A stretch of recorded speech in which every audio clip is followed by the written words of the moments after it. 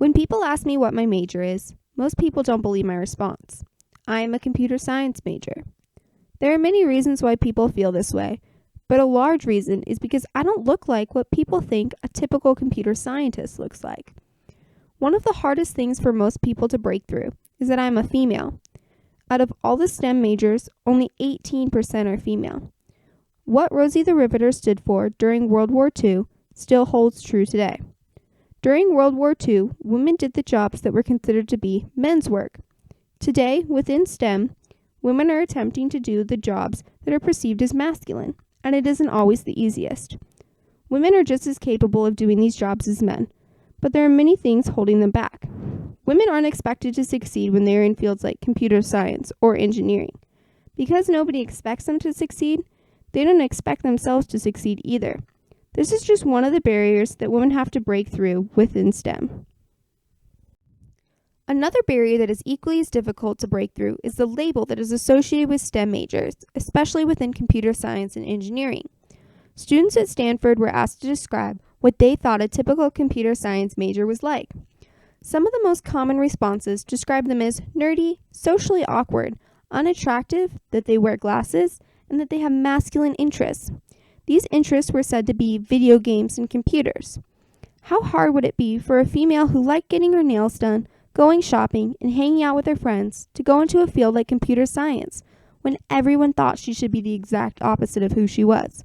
Pretty difficult, right? But the real question we need to ask ourselves is, where did these perceptions come from? When you think of computer scientists, engineers, or mathematicians, what do you think they look like? Perhaps you thought of someone like Bill Nye, or maybe you thought of someone completely different. But usually there is one common factor between these people. They've been portrayed as a stereotypical, nerdy, and socially awkward character through social media, books, movies, and television. Don't get me wrong, these what are considered stereotypical scientists do exist in the world, but we have to figure out a way to remove this stereotype and include more people within STEM, both men and women. In order to do this, we need to change how people perceive scientists. A study done here at Boise State showed exactly what people remember of scientists in the past.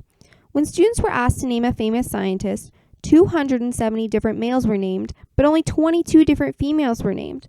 And the females were named significantly less than the males. The top male scientists named included people like Albert Einstein, who developed the formula E=mc², Thomas Edison, who invented the light bulb, and Sir Isaac Newton, who discovered the laws of motion and gravity. Some of the top females mentioned were Marie Curie, who helped develop the theory of radioactivity, Rosalind Franklin, who discovered the structure of DNA, and Florence Nightingale, who helped build the foundation of modern nursing. So then, why was Marie Curie only mentioned 179 times, compared to Albert Einstein's 919? Even though these women made equally important discoveries, they aren't as well known as men because people haven't been educated about them and the important things they did. By educating students about the discoveries both men and women have made in science, this will take us one step closer to breaking the stereotype. So often now the roles are changing. Some men are stay-at-home fathers, some women are the breadwinners, some boys like to play with dolls, and some girls like to play with trucks. So why can't women be computer scientists or engineers too? Just because someone is good at math or science doesn't mean they have to look a certain way or like certain things. We need to encourage young students to join STEM by showing them that they can have whatever hobbies they want and that they don't have to look a specific way to be a scientist. Whether you like to hike, dance, snowboard, play video games, or just hang out with friends, you could do it too.